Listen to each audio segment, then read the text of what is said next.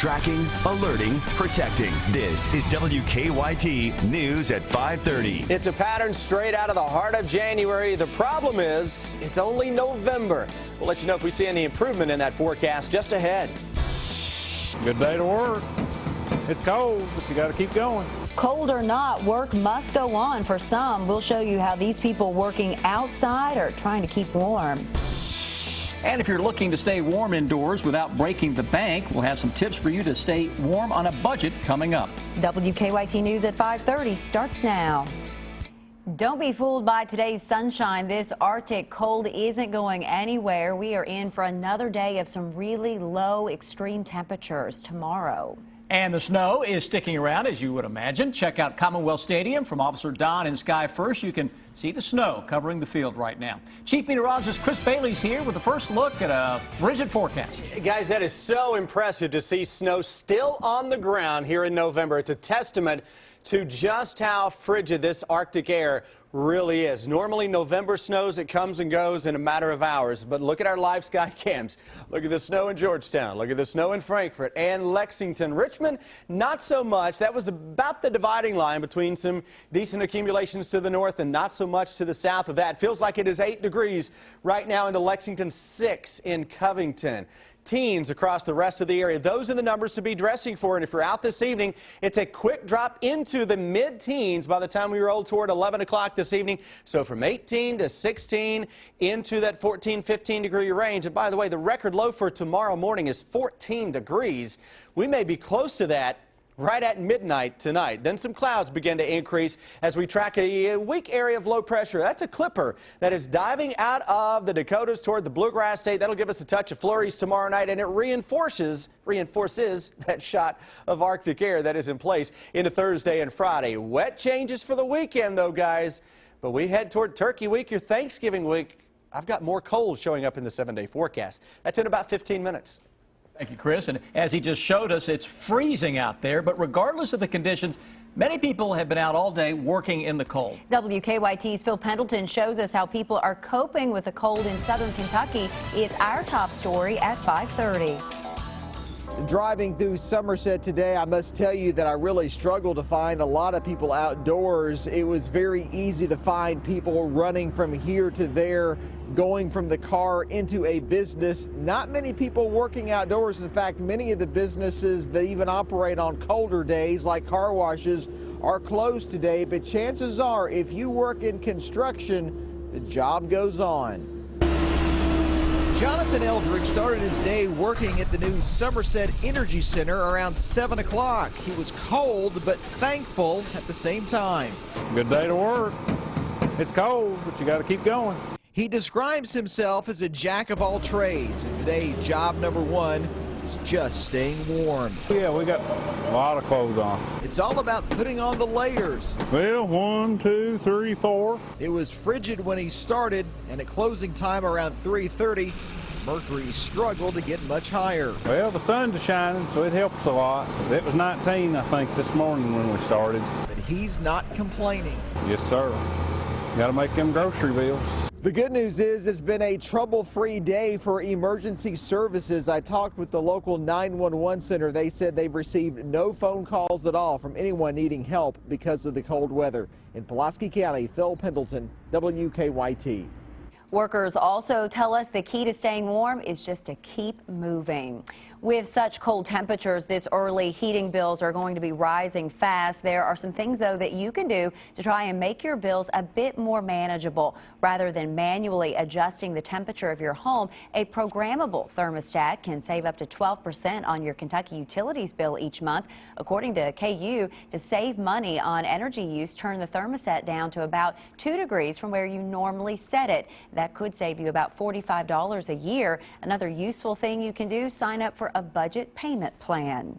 The budget payment plan is available to anybody, so it's a great way to just even out and give you a steady payment throughout the year instead of wondering, wow, it's really cold in January, I wonder how high my bill is going to be. If you do opt for the subsidy from LIHEAP, the deadline to apply is December 11th. Record low temperatures call for extra protection and an awareness of what your body is going through with the cold when you're outside. Our good question, What are the signs that you may have frostbite? Well, there are 3 stages of frostbite. The first is called frost nip. It's a mild form of frostbite. Your skin pales or turns red. You may feel a prickling sensation and numbness. Frost nip does not permanently damage the skin. The second stage is called superficial frostbite. The reddened skin turns white or pale. Your skin may actually feel warm. You may notice stinging, burning, or swelling.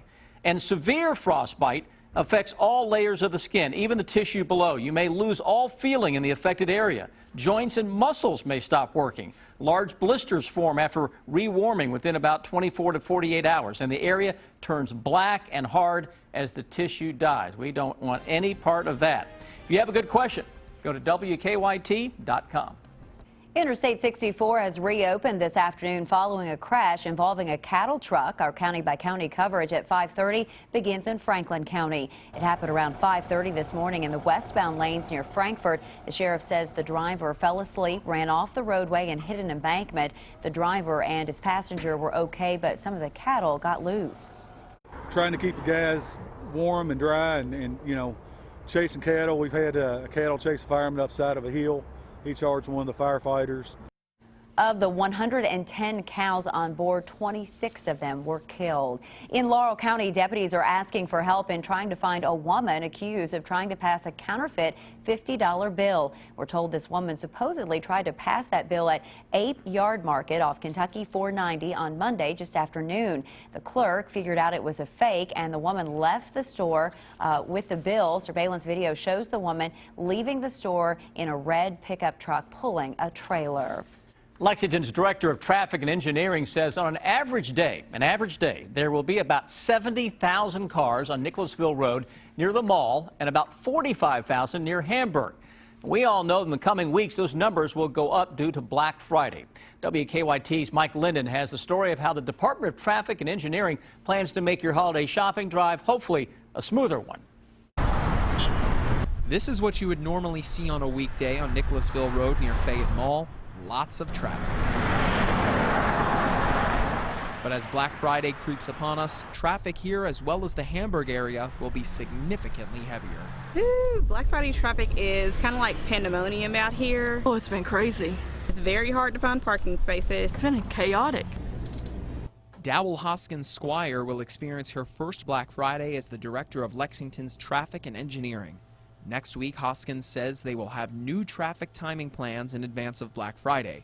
She says this room will be staffed, making sure the traffic flow in and out of shopping areas goes smoothly. And that may impact travel on Man o' War Nicholasville Road. You know, it may be different than a regular peak hour, but what we're doing is trying to get some of the turning cues off of the main roadway, so off of Nicholasville and Man o' War and in and out of those shopping areas. I think traffic has been a little bit better since they opened up that lane going all the way down Winchester Road. So it's not so much of a bottleneck. It'd be easier for people to get in and out. There wouldn't be no fighting. Traffic would be easier because there'd be several people, you know, several thousand people out. Hoskins Squire has a tip for drivers. Be patient. You know, I think everybody can anticipate what happens on Black Friday, and people are out and about, and people may get frustrated or may be in a rush, but, you know, just use patience. If you're not going to the mall or going to Hamburg to shop, you know, maybe pick an alternate route, you know, if possible. In Lexington, Mike Linden, WKYT. The Director of Traffic and Engineering says one of the challenges of the adjusted traffic signals will be to make sure that traffic does not overflow from the shopping centers onto New Circle Road and even the interstate. More names have been added to the ballot for Kentucky's 2015 governor's race. This afternoon, Jeff Young kicked off his campaign for the state's highest office. He is up against Attorney General Jack Conway for the Democratic nomination. Young will have a controversial running mate, bike commuter Cherokee Schill. She was charged several times over the summer for riding her bicycle on US 27 in Jessamine County. On the Republican side, Louisville businessman Hal Heiner and Agriculture Commissioner James Comer, you just heard from them, have thrown their hats into the race as well.